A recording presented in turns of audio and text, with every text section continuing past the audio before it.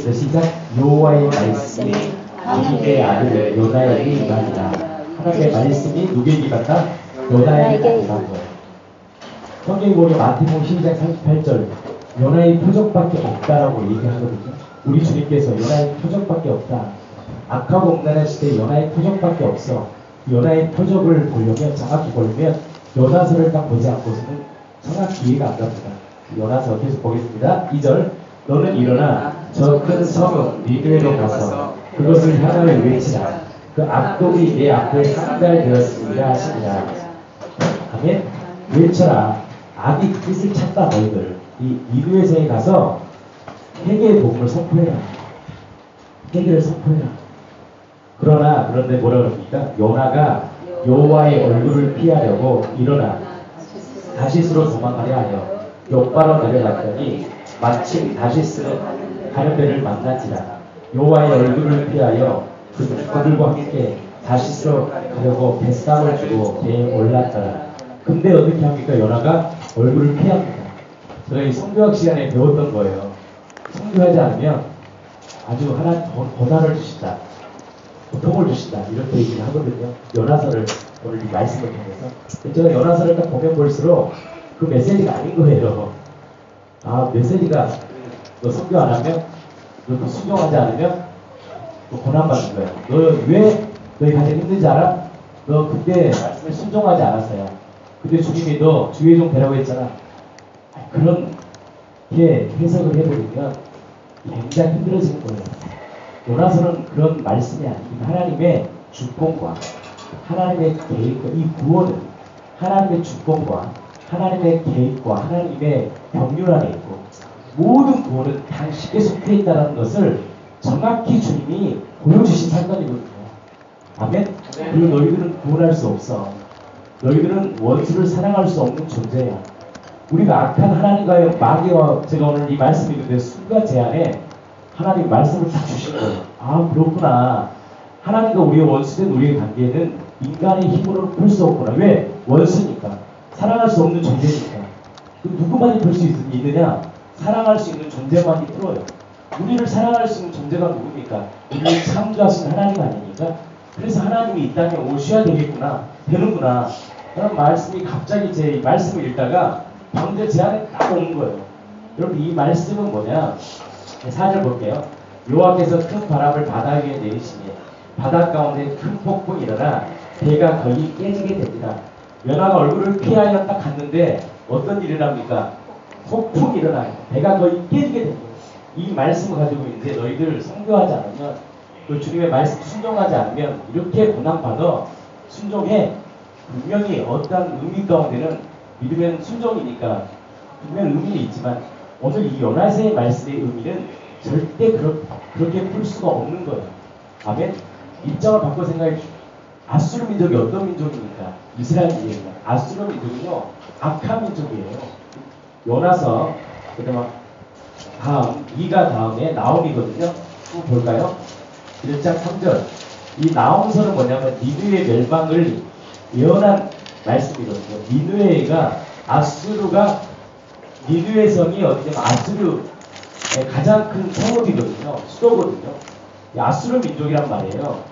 이 아수르 민족이 얼마나 악한 민족인지를 나홈은 정확하게 표현합니다. 나홈서에서 3장 1절에 보겠습니다. 시작.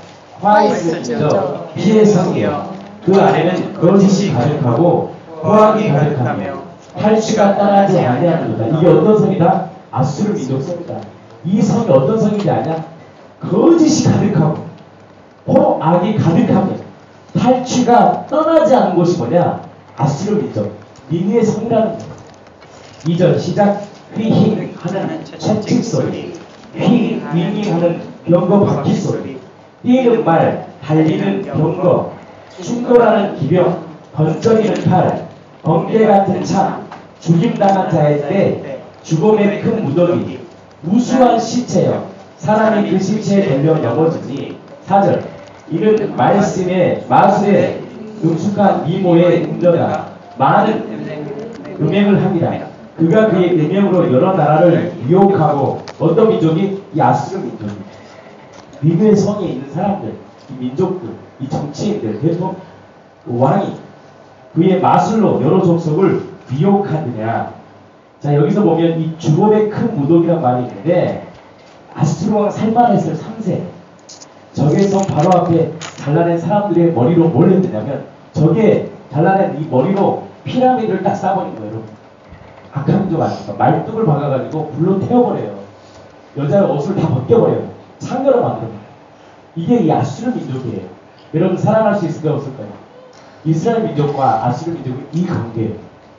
내가 보는 앞에서 내 사랑하는 아버지가 목이 딱 딸려가지고 성 앞에 목이 성으로 피라미드를 쌓아놓은 거예요. 이거 사랑할 수 있겠습니까? 사랑할 수 없겠습니까? 그 민족의 가라하니 선지자 요나가 하나님의 사람이란 말이에요. 하나님 말씀에 yes sir 순종하겠습니다 했던 요나가 순종을 못해요. 왜? 어떤 민족입니까? 여기는 용서할 수 없는 민족이에요. 사랑할 수 없는 민족이라고 해요. 7절 보겠습니다. 나와서 7절 3장 7절 뭐라 그럽니까? 그때 너를 보는 자가 다 내게서 도망하며 이르기를 니느웨가 황폐하였도다. 누가 그것을 위하여 왜곡하며 내가 어디서 너를 위로할 자를 구하리요 하리라. 무슨 말입니까? 니느웨가 황폐하는데 누가 그 민족에 한 명도 한 민족도 그 민족을 가지고 야 불쌍한 민족이다 그렇게 어찌 됐대? 이런 사람이 한 민족도 없었다고요. 뭐 민족이에요? 저 민족은 마땅히 망해도 당연한 거야. 마땅한 거야. 망하는 것이 마땅한 거야. 벌을 받는 게 마땅히 한 거야. 그 민족이 어떤 민족이나 아수르 민족. 하나님께서 이 요나를 통해서 이 아수르 민족을 택했냐? 아수르는 가장 악한 민족이에요.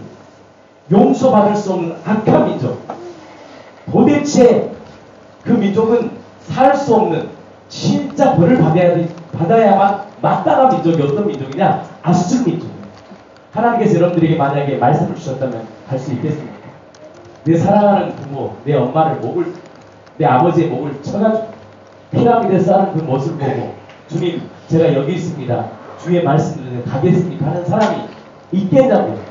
인간이 할 수 있는 사건의 두 번째가 뭐냐? 인간을 결단코 원수를 사랑할 수 없어요. 그 원수를 위해 죽을 수 없는 것이 인간이에요. 그러면 이 민족이 얼마나 악한 민족을 알잖아요. 그러면 이 민족에게 요나가 가서 복음을 전하면 믿겠습니까? 이게 악하고 음란한 시대예요. 악한 민족인데 너 회개하지 않으면 40일 망한다 하면 아수르 왕이 무릎 꿇고 용서해달라고 회개하겠습니까? 할까요? 안 할까요? 아수르 민족 안 하죠. 결단 벌써 악한 민족이에요. 너가 감히 우리 민족을 조주를 내려? 그냥 한 방에 목 잘라버리는 거예요. 근데 하나님은 우리를 사랑해서 우리에게 구원의 이 놀라운 구원의 그 놀라운 역사를 자신의 방법으로 자신의 뜻대로 일으키는 거예요. 그 첫 번째가 뭐냐? 바로 하나님의 구원은 우리에게 있는 것이 아니고 하나님의 역사를 정확히 보여줘요. 그리고 뭘 일으키느냐? 표적을 딱 일으키는 거예요. 그런데 예수님의 모든 사건 다 표적 아닙니까? 어떤 표적? 내가 하나님이라는 표적이거든요. 근데 4절에 뭐가 일어납니까? 거부하고 큰 바람을 바다 위에 내리시네. 바다 가운데 뭐가 일어나요? 큰 폭풍이 일어나 배가 거의 깨지게 됩니다. 그리고 이 사건은 그러면 누구예요? 요나가 순종하지 못해서 하는 사건이 아니라 하나님이 그 전부터 계획하시고 섭리하시고 하나님의 주권 아래 있었던 하나님의 구원의 여정의 첫 번째 스타트예요.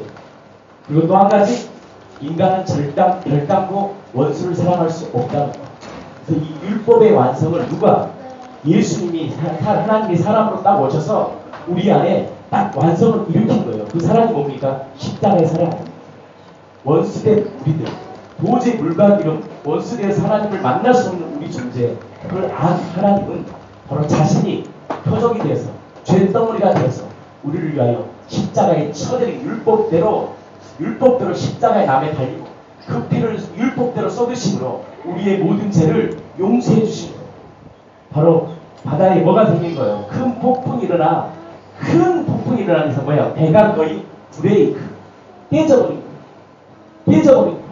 그 다음에 5절입니다. 사공들이 두려워하여 각각 자기의 신을 부르고 또 배를 가볍게 하려고 그 가운데 물건들을 바다에 던지나 그리고 어떻게 합니까? 첫 번째 깨지고 생명의 위협 앞에서 자기들의 물건, 생명보다 더 귀한, 근데 생명보다 귀한 게 없어요. 생명이 위협이 오니까 뭐합니까? 자기가 그렇게 귀하게 여기던 그 보물들을 다 밖에 바다에 쏟아 던져버려요. 던져버린단 말이에요. 배에 던지니, 근데 그 말씀이 그 다음 말씀입니다. 그러나 요나는 배 밑층에 내려가서 누워 깊이 잠이 들더라. 이 난리가 나요. 요나는 어떻게 합니까?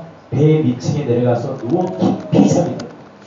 구원의 역사, 우리가 깊은 속에 빠지고 또 잠에 빠져 있을지라도 하나님의 구원의 역사는 당신이 일하시고 계획하시고 섭리하시고 작정하시고 일하신다는 거예요. 하나님의 구원은 우리가 거부해도 우리가 거절해도 때로 우리 인간의 힘으로 되는 것이 아니라 하나님이 당신의 방법과 하나님의 계획대로 어떻게 합니까? 하나님의 일들을 계획하신 거예요. 그래서 십자가는 유대인들에게는 꺼리끼는 것이고 헬라에게는 미련한 것입니다. 믿는 우리들에게는 하나님의 능력이 됩니다. 아멘. 십자가의 구원은 헬라인들에게는 유대인들은 꺼리끼는 것이고 당신의 구원은 그 방법이 될 수 없는 거예요. 헬라인에게는 뭐예요? 십자가는 뭐예요? 비웃음이에요. 비웃음. 어떻게 왕이 죽을 수 있나는 거예요. 자신들의 헬라 왕은 전쟁 가운데 적을 다 죽이고 어떻게 하면 개성 장군처럼 나갔잖아요. 근데 왕이라는 사람이 십자가 앞에 처참히 죽어버리니 인간의 방법으로 구원의 개념이 전혀 다른 거예요. 하나님의 구원의 개념, 우리를 구원하는 개념과 우리 인간의 개념은 완전히 다른 거예요. 아멘? 하나님께서 무엇으로 우리를 구원하셨는가? 바로 브레이크, 자기의 몸을 깨뜨리고 물과 피를 쏟으시고 우리의 모든 죄를 용서하시고 우리가 하나님의 관계를 회복시켜주셔서 우리를 누구의 자녀로 삼아주셨느냐? 원수 같은 우리들을 하나님의 자녀로 삼아주시는 하나님의 놀라운 구원의 역사임을 믿으시길 바랍니다. 아멘? 난리가 난 겁니다. 큰 폭풍이 들어가고 배가 더 깨지고 그러나 요나는 배 밑에 잠을 자도 하나님의 역사는 일어나가는 우리의 구원의 역사도 동일합니다. 우리의 구원의 역사, 우리 힘으로 되는 게 아니에요. 하나님이 일하시고 착한 일을 이루신 그분이 마지막까지 우리의 인생을 책임지시고 간섭합니다. 왜? 그분이 우리의 주인이기 때문에. 그것이 요나의 첫 번째입니다. 하나님이 역사하셨다는 거예요. 우리의 인생, 그러니까 우리의 인생을 볼 때 이해할 수 없고 내 상황으로 보면 도저히 있을 수 없는 일이 일어나도 하나님을 주인으로 믿을 때 우리가 믿어야 될 것, 이 모든 것은 하나님이 간섭하신 것이고 하나님의 역사하심을 믿어야 돼. 이게 믿음이에요. 이것이 하나님의 절대적인 주권이라는 거예요.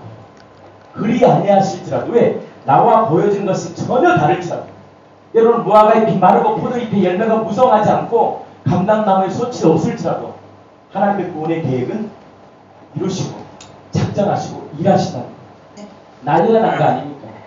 여러분, 그리고 요나가 어떻게 합니까? 배 위에 선장해. 너는 누구냐? 라고 얘기해요. 9절입니다. 같이 읽겠습니다.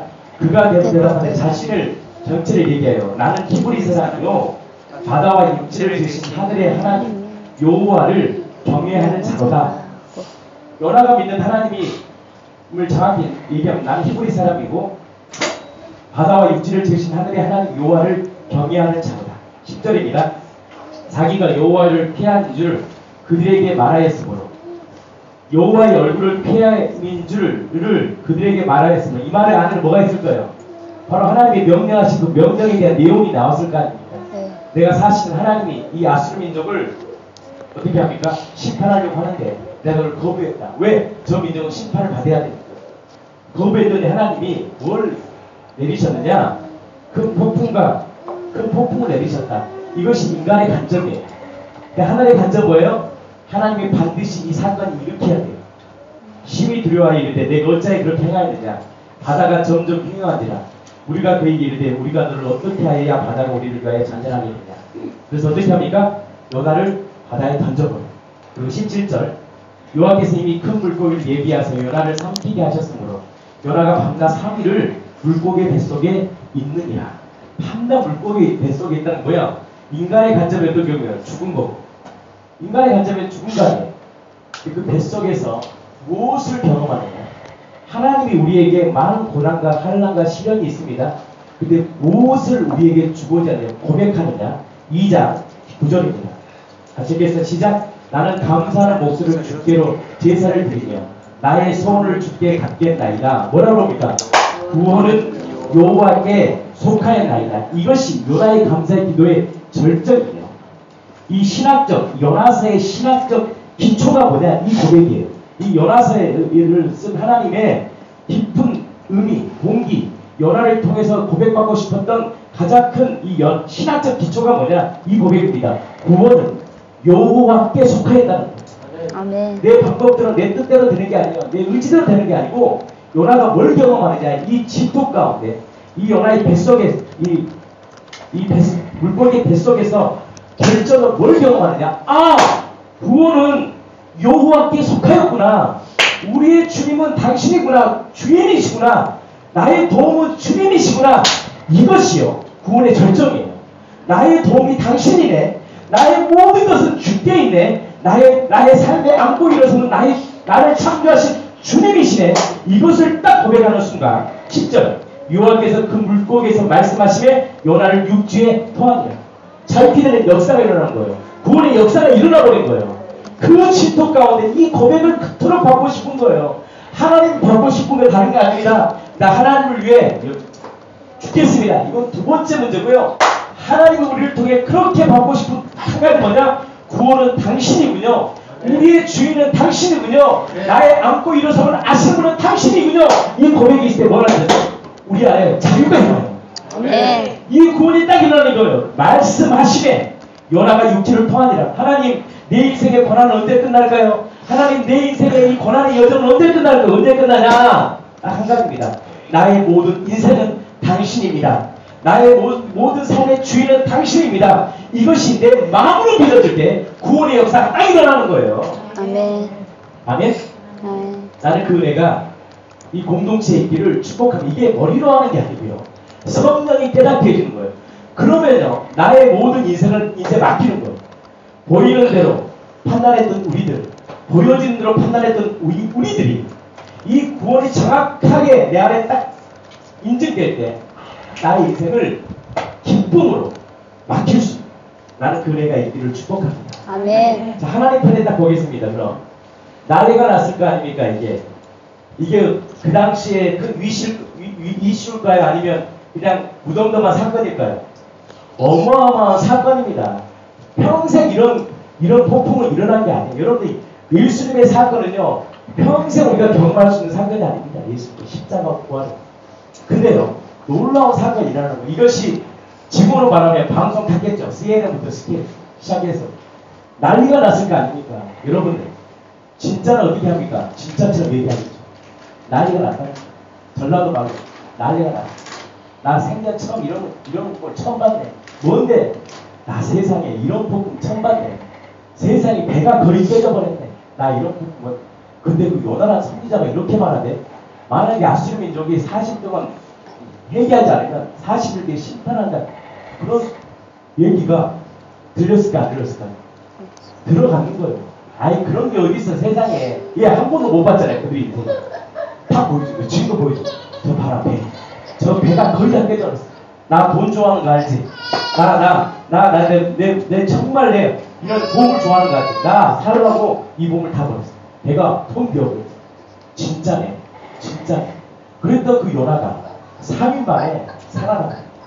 자기를 보기에는 죽었다고 생각했던 사람이 살아나서 아수르성 니느웨 성에 들어온 거예요.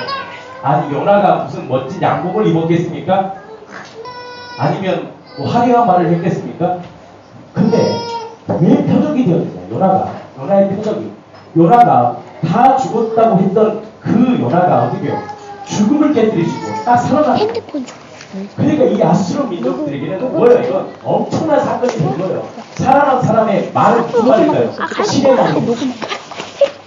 아멘? 그러니까 살아나버린 요나가 요나보다 더 큰 데가 있다는 거 안다는 거예요. 아멘? 요나보다 뭐요? 요나 자체가 요나의 표적의 특징이 뭐냐? 요나가 뭘 했냐가 중요한 게 아니야. 어떤 말을 논리적으로 얘기했느냐, 어떤 옷을 입었느냐. 우리는 그런 데가 아니고 있어. 교회가 커피숍이 있더라. 예를 들어서 목사님이 참 핸섬하더라.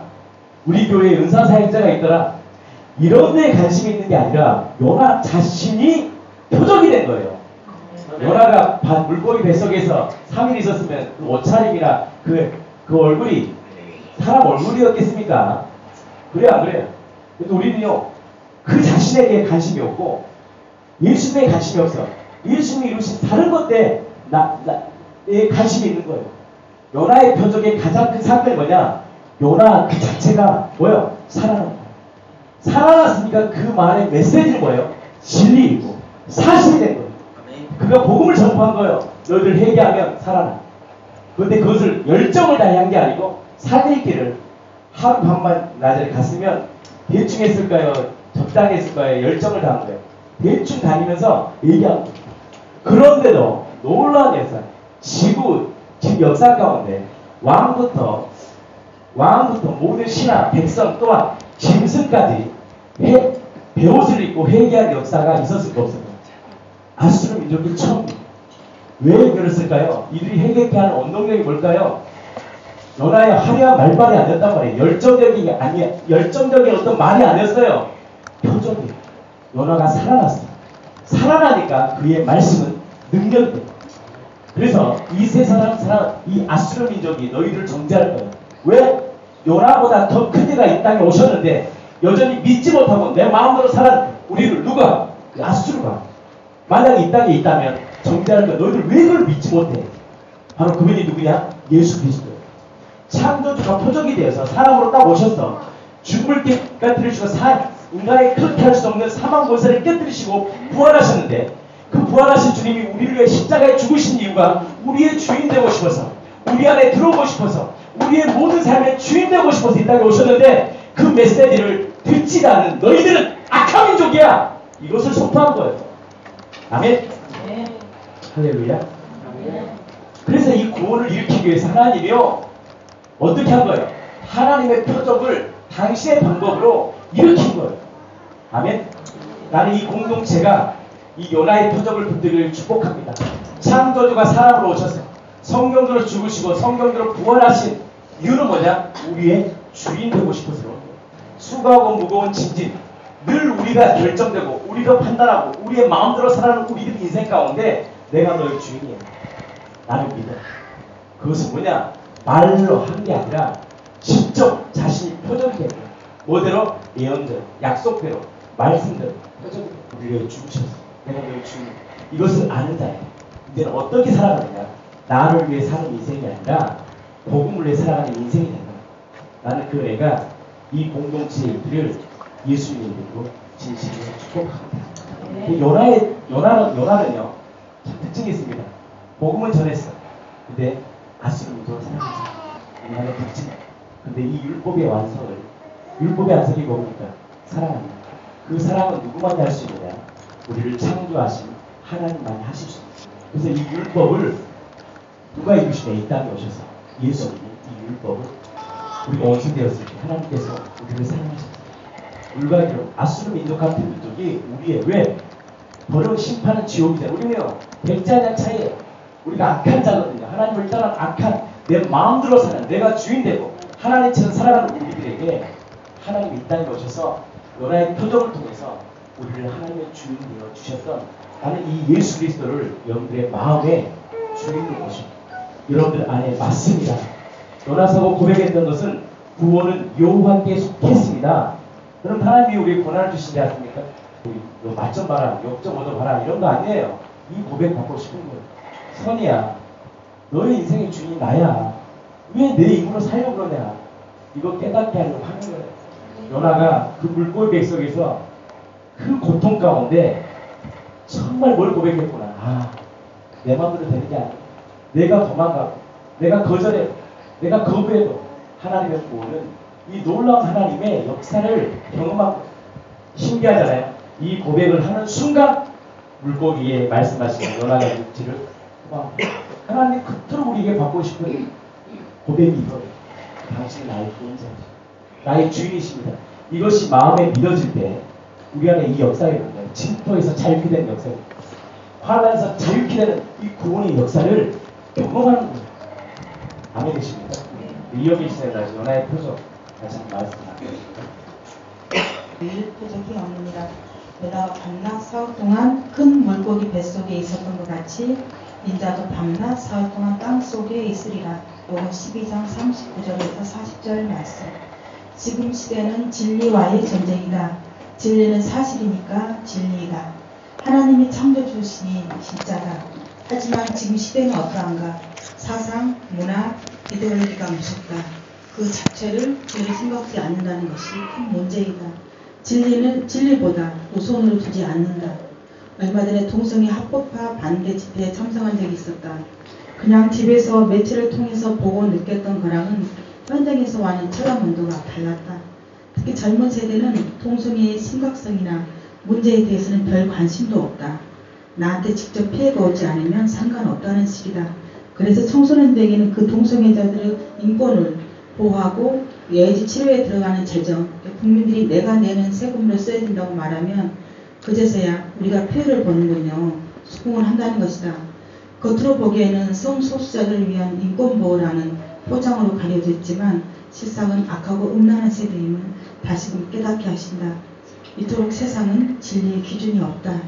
이정은 교수의 얘기처럼 지금 이 시대는 혁명이요 쓰나미가 섞여 있다는 것이다.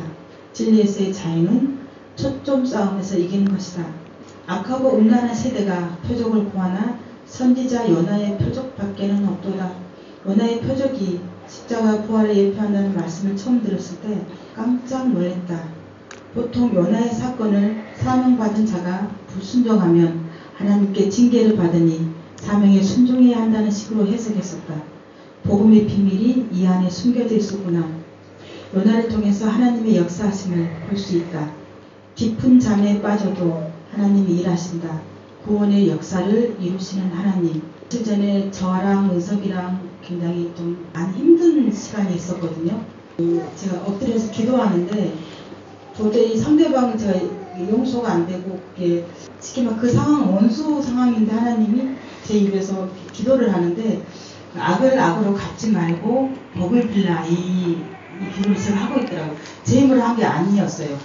저는 뭐 그렇게 원수를 사랑할 수 있겠어요. 제가 할 수 없는데 이틀은 무릎 꿇고 기도하는데 악을 악으로 갚지 마라 복을 빌라 이 말씀이 제가 입에서 기도를 하는데 저는 뭐 신비한 체험 이런다기보다는 너무 제 마음이 이거 하나님이 싸우시고 계시구나 그랬어요. 그래서 순간 마음이 제가 평강이 왔거든요. 그래서 이게 하나님이 저한테 보신 평강이다. 제가 경험을 했습니다. 기도 중에 내 입에서 신기하게도 축복 기도가 나왔다. 어떤 상황이 와도 내 힘으로 아무것도 할 수 없어도 이 시간 나를 위해 일하심을 믿는다. 그분이 십자가에 죽으시고 부활하신 나의 주 나의 하나님이시기 때문이다. 아무리 아름다운 세상을 꿈꿔도 창조주 하나님을 주인으로 모실 때 진정한 행복인 것이다. 슬픈 마음 있는 사람 예수 이름 믿으면 영원토록 변함없는 기쁨 얻으리. 거룩하신 주의 이름 너의 방패 삼으라. 환난 시험 당할 때에 주께 기도드려라. 존귀하신 주의 이름 우리 기쁨 되도다. 주의 품이 안길 때에 기뻐 찬송 부르리. 우리 갈 길 다 간 후에 보좌 앞에 나아가 왕이 왕께 경배하며 멸류관을 드리리. 예수의 이름은 세상의 소망이요 예수의 이름은 천국의 기쁨일세. 장한서 형제님을 통해서 악보를 주셨는데 이 가사가 있었어요. 그날 기도한 날. 그래서 하나님 나에게 주신 이후에 찬양했구나. 너희는 너희 아비 마귀에게서 났으니 너희 아비의 욕심대로 너희도 행하고자 하느니라. 요한복음 8장 44절 말씀. 하나님께 속한 자는 하나님의 말씀을 듣나니 너희가 듣지 아니함은 하나님께 속하지 아니하심이로다. 요한복음 8장 47절 말씀.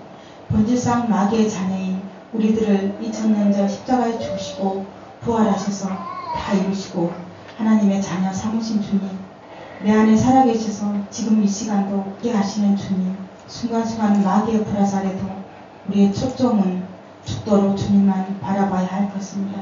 은석이를 바라보는 제 마음이 달라졌습니다. 염려와 걱정이 하나님이 함께 하신다. 그 마음, 그날 이후로 참 제 마음에 평강이 오더라고요. 참 감사합니다.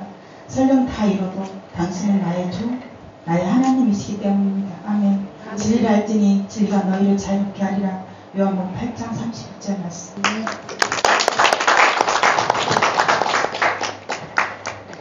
이 요나의 고백이 어마어마한 고백이에요. 구원은 당신께 속했습니다. 이게 예수님은 나의 주님이라는 동일한 고백이에요. 이 고백이 딱 되면 나의 인생의 염려를 딱 맡길 수 있는 거예요. 제가 우리 이영 집사님 가정 알잖아요. 좀 어려운 무너졌거든요. 몇 달을 누워있거든요. 하나님 붙잡아 주시는 거예요. 좀 예수님을 딱 붙잡으니까 붙들어주는 거예요. 그래서 우리의 인생 잘 나간다 잘 나가는 것도 아니고 못 나간다 못 나가는 것도 아니고 매일 동선이 예수님 붙잡기를 축복합니다. 우리 한정호 사람에 나와주시고 마귀가요 우는 사람처럼 상길자를 즐겨요. 섰다 생각할 때 넘어질까 조심해야 돼요.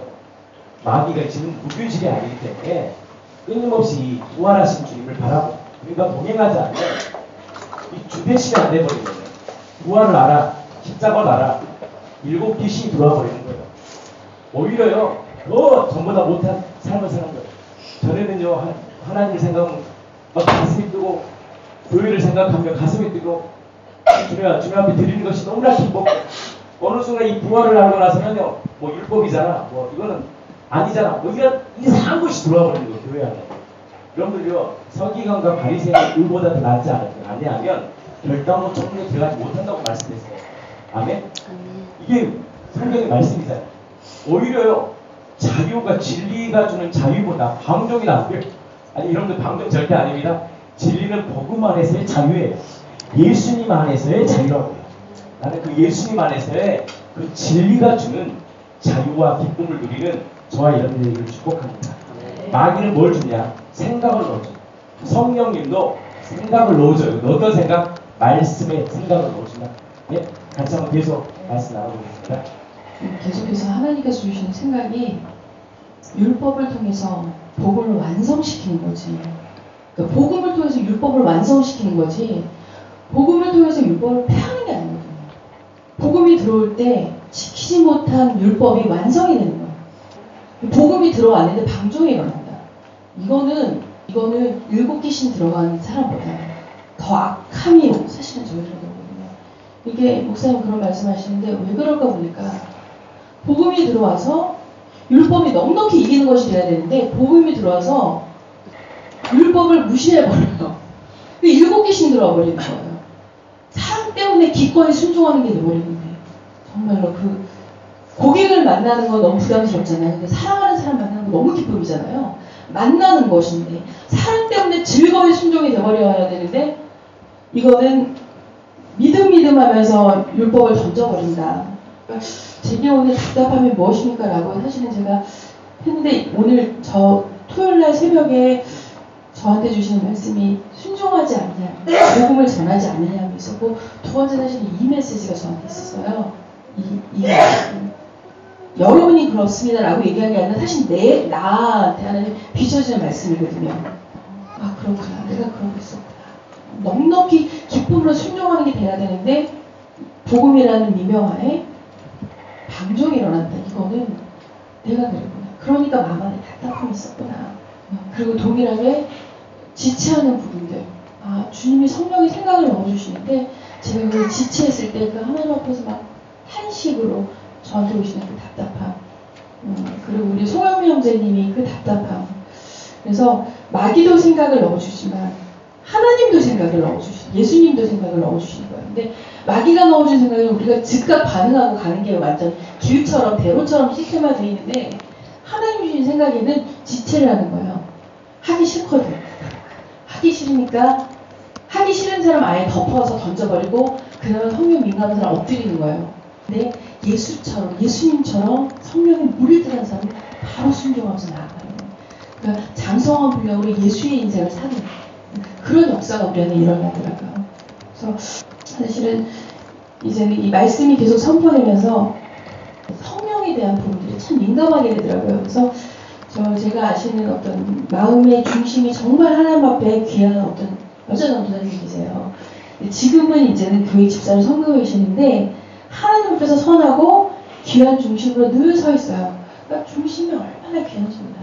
우리처럼 부활을 모르지만 아직은 섞여있는 부분이 있지만 중심 자체가 하나님 앞에 엎드려 있는 분이기 때문에 너무 귀해요. 그래서 그분 앞에 제가 매일 메시지를 전해요. 그분의 퀘스천은 뭐냐면 자기 같은 사람을 자기가 못 만든다는 거죠. 그게 부활입니다. 그게 복음입니다. 그래서 그분이 깨치고 있어요. 근데 이제는 체험신앙이 아주 강하신 분이라 하나님과 말씀에 동행하고 싶어서 늘 노력하시는 분이신데 제한테 이제 톡이 온 거예요. 김열방 목사님이 성령과 실제적인 교제법이라는 책을 이제 소개시켜 주신 거예요. 그 책은 방법이 많이 제시가 돼 있어요. 근데 이 책을 통해서 성령과 교제하시는 삶을 살게 되었다고 하면서 저한테 그 책을 많이 읽어보라고, 교인들한테 다 읽어보라고, 자기가 언제든지 10권이고 20권이고 다 주겠다고 이제 그러시는 분이에요. 그걸 이제 저한테 보내주신 거예요. 그러면서 근데 이 책을 읽는 아들 경험하면서 내게도 또 다른 노하우가 있으면 가르쳐달라고 이제 민망해서 그냥 그런 말씀을 하신 것 같아요. 사실 그 책은 방법을 가르쳐주는 것이다. 방법을 가르쳐주는 거는 좋으나 이제는 그 예수님이 누구신지를 정확히 아는 자에게 이게 줄 수만 있으면 좋겠지만 잘못하면 예수님은 없고 내가 살기 위한 방법만 보일 수 있는 거죠. 문득 목사님이 외치던 말씀이 생각났습니다. 이제 제가 답변을 썼어요. 요한복음 6장 28절. 그들이 묻되 우리가 어떻게 하여 하나님의 일을 하오리까? 예수께서 대답하여 이르시되 하나님께서 보내신 일을 믿는 것이 하나님의 일이라 하시니. 그러니까 무엇을 하느냐보다 무엇을 믿느냐에 집중되어 있는 것이 정답이라고 얘기를 했어요. 왜냐하면 예수님은 빛이시기에 죽으시고 부활하신 예수님을 매일 먹게 되고 매일 그분을 붙잡게 되면 우리 마음에 그 어둠이 밝혀져서 내가 무엇을 하기보다는 그분이 나를 끌고 가는 것을 제가 거부하지 않고 따라가게 되는 거예요. 이제 어둠이 밝혀지는. 그러니까 어둠이면은 거부를 해버리는데 밝혀져 버리면은 그분이 날 끌고 가는 거를 거부하지 않고 우리가 쫓아가게 되는 거예요. 그렇지 않으면 그것에 가려고 하지 않고 순종하려고도 하지 않는 게 우리의 부패한 마음이라는 거죠. 이거는 사실은 하나님 우리 안에 하루밖에 안 줬잖아요. 진짜 하루밖에 없는 거예요. 어제도 사실은 허상이었고 앞에도 모르는 일이란 말이에요. 우리는 늘 현재 가운데 존재하는 거예요. 내가 지금 이 시간에 예수를 주님으로 믿느냐, 내가 지금 이 시간에 주님을 바라보느냐가 지금 너무 중요하잖아요. 그래서 내 명철과 판단이 이제 그렇게 어두워지면 더 중요한 게 이게 금방 들어와 버려요. 금방. 너무나 금방. 내 명철과 판단을 확 잡고 가는데 너무 빨라 버리는 거예요. 이것이 가지가 나무에 달려있는 작업인 것이다. 이것이 바로 성령과 동행하는 작업인 것이다. 부활을 계속 써야 되는데, 그래서 계속 생명의 빛이 부활의 복음이 계속 선포되어야 되는데, 그분이 날 끌고 가려고 할 때, 나를 이끄실 때, 사실은 우리가 거부한 적이 얼마나 많았습니까? 저도 거부한 적이 참 많았어요. 그분을 결정 쉽지 않았던 이 중심이 있었던 거예요. 그래서 수많은 핑계와 망설임으로 변명하려 했다. 그러나 예수님과의 동행이 그래서 어려웠던 것이다.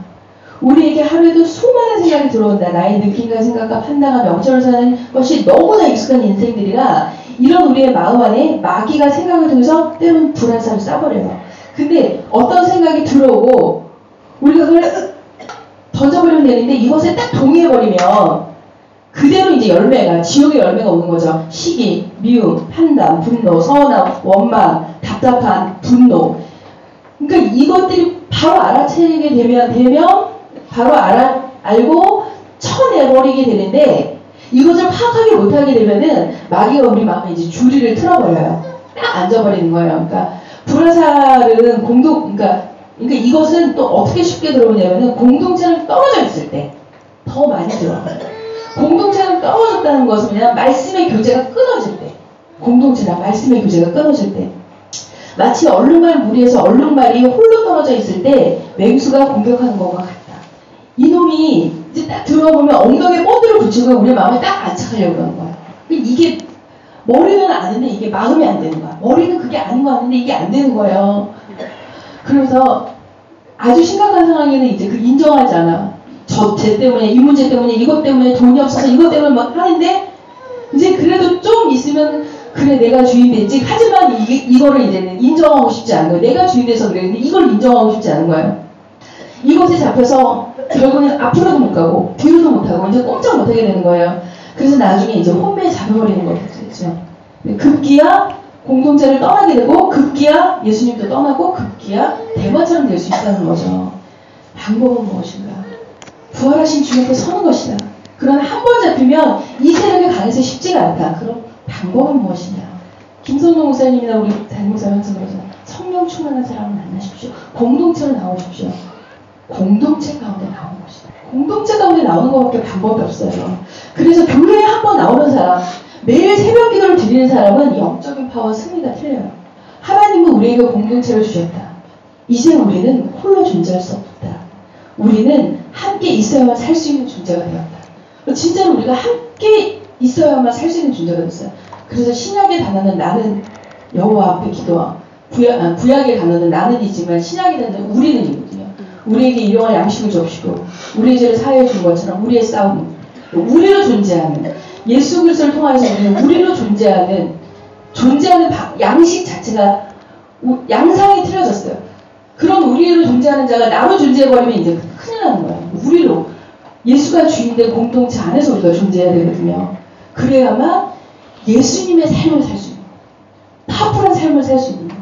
힌두교의 수도 사상이 들어와가지고 카톨릭 안에 들어와서 혼자서 돈 닦고 수도하는 거, 이거는 기독교하고 틀린, 이거는 아닌 거라는 거죠.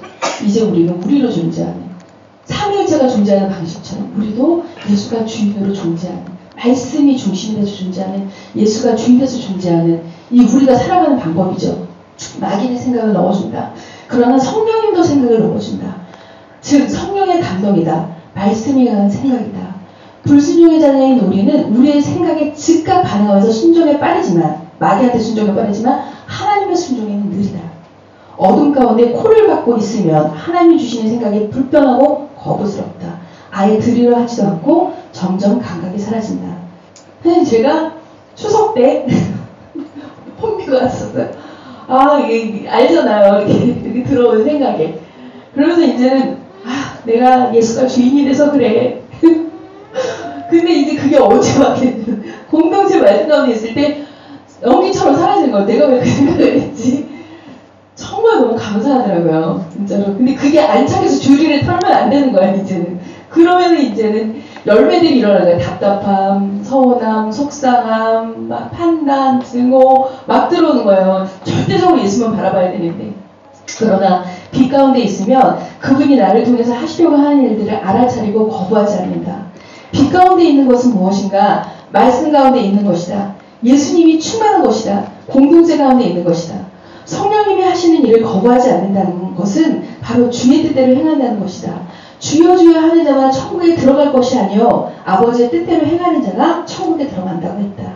주의 뜻대로 행하는 것이 가능해질 때 천국이 임한다. 의와 평강과 희락인 것이다. 그러나 그렇지 않은 경우는 어떤가? 의와 평강과 희락은 간 것 없고 공고와 답답함과 두려움과 서운함과 피곤함과 피곤이 없더라고. 피곤. 지옥의 열매들이 열리는 것이다. 천국의 반대인 지옥이 임하는 것이다. 그러니까 우리 왕창민 자매님 남편이 그러시잖아요. 나는 주님밖에 없어. 왕창민이 그러는데 이상하게 이 여자가 피곤이 사라졌어. 피곤이 사라졌어. 되게 좋다. 그쵸? 주님을 향해 달려가면 피곤이 사라지더라고요. 천국의 반대인 지옥이 임하는 것이다. 이것을 반복적으로 계속하고 거부할 때 우리의 영혼은 구원까지 장담할 수 없는 상황까지 간다. 이게 무서운 거예요. 왜냐하면 아예 복음을 모르는 사람은 괜찮아요. 복음을 안다는 사람이 계속 거부를 해. 대마처럼 되는 거예요. 이게 일곱 귀신보다 더 악해지는 거예요. 정말 결정하셔야 될 것 같아요. 진짜 이거는 진짜 마음의 결정을 해요. 진짜로. 복음을 아예 모르는 사람이라면 오히려 알지 못했다 하지만 복음을 아는 사람이 계속적으로 그렇다면 이건 아주 심각한 상황인 것이다. 성령의 생각은 의와 평강과 희락의 열매를 주신다. 마리아의 고백이 얼마나 귀한가. 마리아의 고백 안에 다 끝나버리는 거예요. 누가복음 1장 38절. 마리아가 이르시되 주의 여종이오니 말씀대로 내게 이루어지다. 나는 당신의 종입니다. 말씀대로 내게 이루어지다. 그냥 순복해버리잖아요. 그러나 이 고백은 계속 선포되어야 한다. 싸워야 하는 고백인 것 같다. 이제 예수님이 아니고서는 날 만족시킬 것이 아무것도 없는 존재가 되어버렸다. 돈도 세상도 맛있는 음식도 사람의 인정도 여행도 때로는 가족도 그 어떤 것도 주님과 받고 있었다. 그것이 너무나 크기에 그래서 물러설 수 없는 것이다. 왕창민 자매님의 고백이 가슴에 박혔다. 남편분한테 좀 죄송하지만 남편도 딸도 아무것도 보이지 않아요. 오직 예수님만 보여요. 제주도에서 복음을 듣고자 찾아온 자매님도 동일한 고백을 했다. 그분과 무엇을 바꾸랴. 그러나 내게 깊은 답답함이 계속 찾아왔다. 근데 답답함이 계속 찾아온 거예요. 운전을 하다가 오늘만에서 기도를 했어요. 막. 근데 엄마 무서워. 근데 아니야 이게 안 무서운 거야. 막 기도를 했는데 답답하니까 제가 무슨 죄를 지었습니까? 제가 무슨 죄를 지었기에 이토록 답답합니까? 제가 잘못이 있으면 말해 주십시오. 막 기도했어요. 근데 정말 할아버지가 생각나더라고요. 복음 전하는 걸 지체하고 있었던 거예요. 영혼에 대한 답답함이었다. 내가 복음을 전하는 것을 지체하고 있었구나. 그렇구나. 내가 죄를 지었구나. 복음을 전하지 않는 것이 죄구나. 가장 간절한 성령의 강구였다. 바로 전화를 해서 할아버지께 눈물로 복음을 전했다. 이제 막 안 보이는 거예요. 이제 뭐 많은 생각 제쳐두고 전하는데 사랑이 밀려오더라고요. 아버지 사랑해요. 같이 천국 가요. 복음을 전하게 됐어요. 로마서에서 사도 바울도 동일한 고백을 한다. 로마서 9장 1절 내가 그리스도 안에서 참말을 하고 거짓말을 아니하노라. 나에게 큰 근심이 있는 것과 마음에 그치지 않는 고통이 있는 것을 내 양심이 성경 안에서 나와 더불어 증언하노니. 송영미 형제가 가졌던 고통인 것 같다. 아버지의 마음을 주신 것이다. 로마서 9장 3절 나의 형제 곧 고르게 친척을 위하여 내 자신이 저주를 받아 그리스도에게 끊어질 자라도 원하는 바로다. 왜냐하면 우리 안에 천국의 열쇠가 있기 때문이다. 우리의 소리를 통해서 주님은 일하시기 때문이다. 주님이 요나를 통해서 일했지만 그가 불순종했도 그가 때를 써도 주님은 주님의 일을 멈추지 않지만 결정적으로 요나가 아수르에서 소리를 내지 않으면 하나님은 일하실 수가 없다. 하나님이 만분의 9,999는 다 하시고요. 소리라는 숟가락 하나 얹는 것을 저희한테 허락하셨어요. 상 주시기 위해서. 그냥 소리를 내면 되는데 이거를 안 내는 거예요. 얼마나 애통하실까. 복음을 아는 자가 소리를 내지 않을 때 주님은 얼마나 애통해 하실까.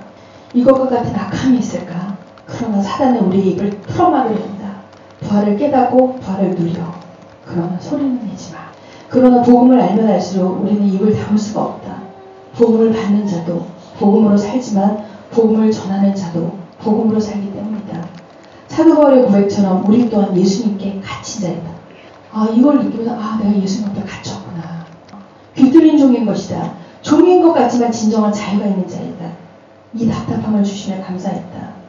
어제 이선희 목사님과 길을 걷다가 한 노점상이 찬양을 틀어놓는 거 보면 너무 기쁘게 복음을 나누게 되었다. 그날이 이제 금요일이었는데 사실은 이제 그날이 이제 결혼 기념일이었어요. 이제 변해버린 거예요. 저도 아무것도 필요 없어요. 선물도 필요 없어요. 맛있는 음식도 필요 없어요. 여행도 필요 없어요. 다 필요 없어요. 예수님이면 돼. 그걸로 가득하니까 복음을 나누는 게 가장 기쁘더라고요. 근데 그 사람을 만났는데 너무 기쁜 거예요. 꽃다발 주는 거하고 1000배, 10,000배, 억배는 더 기쁜 거예요. 그 사람 만나기. 이게 선물이구나. 그래서 그 사람하고 복음을 나누는데 너무 기쁜 거예요. 그러니까 하나님이 만나게 하신 거예요. 얼마나 기쁜지. 복음을 나누는 것처럼 기쁨이 또 있을까? 저도요, 제일 기쁜 게 저희 교인들하고 말씀을 나누는 게 제일 행복해요. 너무나 기뻐요. 너무나 기뻐요. 진짜 안 만나는 게 괴로움이고요. 만나는 게 기쁨인 거예요. 너무 기쁜 거예요. 복음을 나누는 것처럼 기쁨이 또 있을까? 매일 자기를 전도하러 찾아오는 여호와의 증인에게 무엇을 할 말을 못하는 할 말을 못해 피하는 그에게 부활의 복음을 전하게 되었다. 이게 부활이면 되잖아요. 부활이면 다 되잖아요. 얼마나 기쁜지 모르겠다. 이 소리가 날 때 비로소 사는구나. 이 사람이 그 사람이 아니라 바로 나와 목사님이 사는 것을 경험했다. 그 사람이 제 결혼기념일 선물이더라고요. 신발도 줬어요. 결혼기념일 선물로. 그 사람이 신발 파는 자였는데 우리는 하나님의 말씀이 입으로 천지를 창조하셨듯이 우리 입에서 나오는 소리로 천국을 함께 만드는 자이다. 우리 모두가 주님 앞에서 잘했다 칭찬받는 종으로 그분 앞에 서기를 간절히 기도합니다. 아멘. 오해를 하는 거 준비하셔야 됩니다.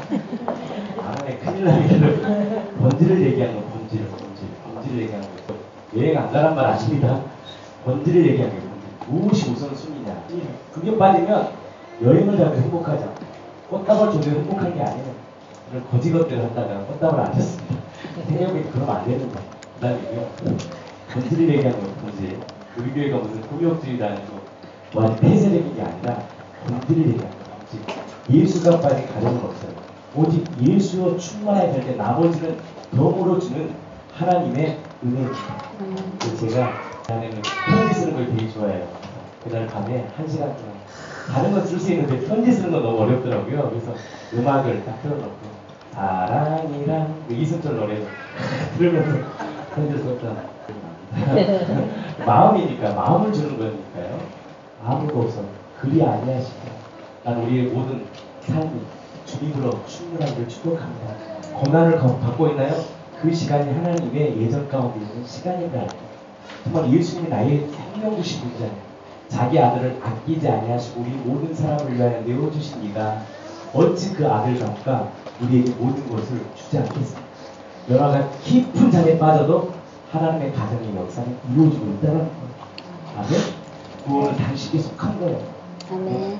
우리 정일 집사님 시간이 좀 지나지만 마지막 좀 하고 말씀 얘기가 다 좋은 게 너무 많았는데 시간 관계상 오후로 넘어갈까요? 오후로 넘어가겠습니다. 그래서 오후에 저희가 계속 말씀 이어가겠습니다. 그냥 오늘 여기까지 하고 오후는 계속 말씀 이어갈게요. 정일 집사님 마무리하고 일단 1부를 마치겠습니다. 급하게 하지 마시고요. 하는 대로 성령이 인도하시는 대로 그냥 하시면 돼요. 감사 드리겠습니다.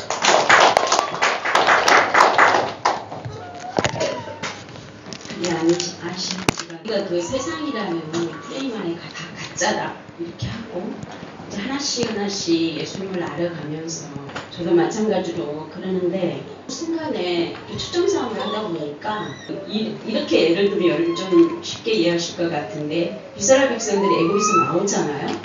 나오고 광야에 있으면서 이제 매일매일 만나를 먹어요. 근데 이제 이들이 그 애굽에서 먹었던 그를 기억하는 거죠. 고기를 달라니까 메추라기를 주잖아요. 그리고 또 좀 이렇게 시간이 지나서 또 다른 게 먹고 싶은 거예요.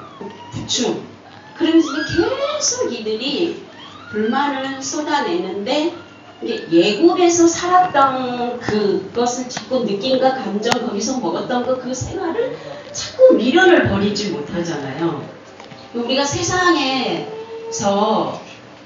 이게 허상인 줄 알고 나왔지만 자꾸 세상의 그 느낌 감정 미련을 버리지 못하고 이런 것들이 우리 안에 여전히 있다고 한다면 우리가 초점 싸움에서 지는 거죠. 제가 이제 그런 것들을 경험하게 된 거예요. 그러면서 이게 그러다가 보니까 성령의 인도하심을 받는 것도 둔해지고 정확하지 못하고 그러다 보면은 성령이 말씀하시는 것처럼 흥미가 찾아버리고 그런 것들이 제가 아주 미세하게 좀 있었어요. 복음을 듣고 부활이 확증되고 말씀이 믿어지고 초점 싸움이 하는 중에 미세하게 성령의 일과 육체의 일을 분별하지 못하는 것이 있었다. 이걸까 저걸까 맞는 건지 아닌 건지 마음으로 시원하게 결정을 못 내리는 경우가 종종 있었다.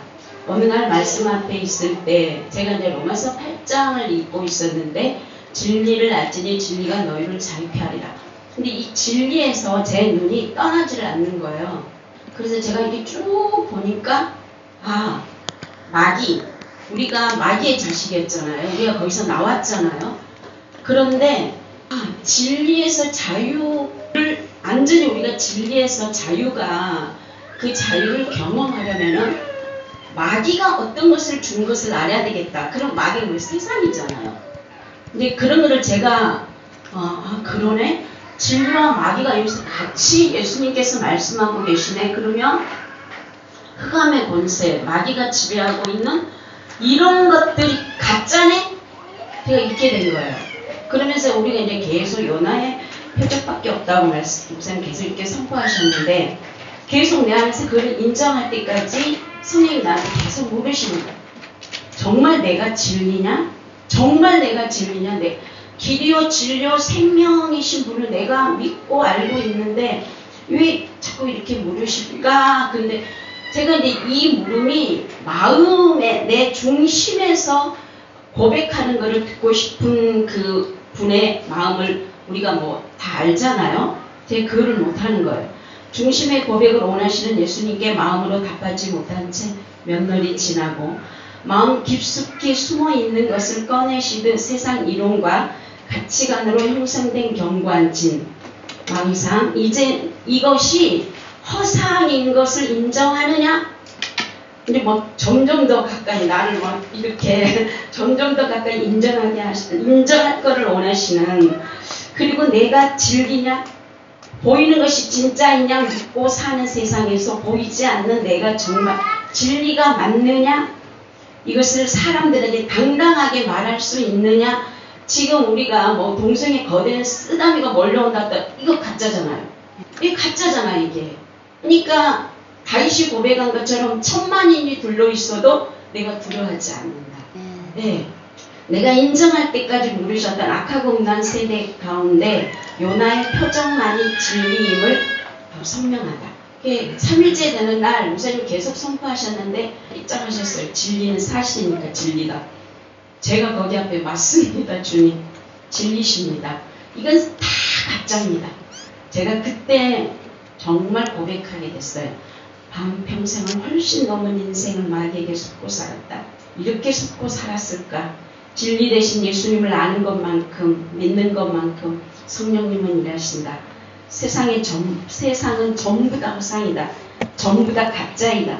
광명한 청사로, 이론과 가치관으로, 문화로 다가오는 가짜들, 다 마귀에서 오는 것들이다. 선의 기준도 없고 자유의 기준도 없고 진리가 없는 세상이다. 오직 창조주 하나님만 선하시고 진리이시다. 이 진리 되신 주 예수 그리스도를 믿고 말씀대로 살아갈 때 참 자유가 있는 것이다. 전능하신 하나님은 하늘과 땅의 권세의 주인이시며 아무도 하나님의 계획과 목적을 막지 못하며 뜻을 거스르지 못한다. 시편 115편입니다. 그 주권 안에 있는 우리에게 일어나는 모든 일들은 하나님을 믿게 하려 하심이라. 고난이 이해가 되어졌어요. 고난 가운데 더욱더 그렇다. 하나님을 경험할 수 있는 복된 시간이다. 고난이 우리가 유익이라 하잖아요. 근데 정녕 고난이 내 안에 나한테 다가오면, 그리고 그 고난을 해결하는 데에, 그러니까 문제 해결하는 데에 우리가 초점을 맞추고 기도를 하게 되는 거잖아요. 근데 이 고난이라고 하는 게 얼마나 감사한가. 진짜 하나님의 넓이와 길이와 높이와 깊이 그 사랑을 경험할 수 있는 게 고난인 거예요. 요나의 표적 이런 것들 제가 더 이해가 되는 거예요. 욥기 1장 21절 주신 이도 여호와시요 거두신 이도 여호와시오니 여호와의 이름이 찬송을 받을지니라. 2장 10절 이 모든 일에 욥이 입술로 번제치 아니하리라. 그리 아니하실지라도 예수는 나의 주 나의 하나님이십니다. 나에게 있는 것이 다 사라져도 예수님은 나의 주 나의 하나님이십니다. 땅이 갈라지고 하늘이 무너져도 예수님은 나의 주인이시오 나의 창조주 아버지이십니다. 창조주 되신 예수 그리스도 길이요 진리요 생명이십니다. 제가 이거를 경험하고 나서 오늘 아침도 정인이가 다른 데서 왔는데 전화가 온 거예요. 10시 40분인데 엄마 이리이리해서 나 이제 출발해 이렇게 말을 하는 거예요. 이전 같으면은 정인아 그 전에는 그렇게 하지 않았는데 이제 복음을 알고 좀 부드럽게 이야기하는데 나의 반응에 대해서 정인이는 이미 알고 있어요. 그래서 이 음성이 잔뜩 겁먹은 음성이거든요. 사실 내가 정인아 다음에는 그러지 마 내가 거기까지는 가거든요. 근데 전화를 딱 끊고 났는데 내 안에서 또 요동치는 이게 있는 거죠. 너 가짜잖아. 순간 이게 사라지는 거예요. 이게 우리가 예수님을 더 분명히 정확하게 알면 알수록 촉적 싸움에서 승리할 수 있는 거더라고요. 요한일서 4장 4절 자녀들아 너희는 하나님께 속하였고 또 그들이 이겼나니 이는 너희 안에 계신 이가 세상에 있는 저보다 크십니다. 내가 크기가 못한 것이고 그분이 누구다? 창조주 하나님. 그럼 우리 누구 안에 계시냐? 우리 안에 계시는 거예요.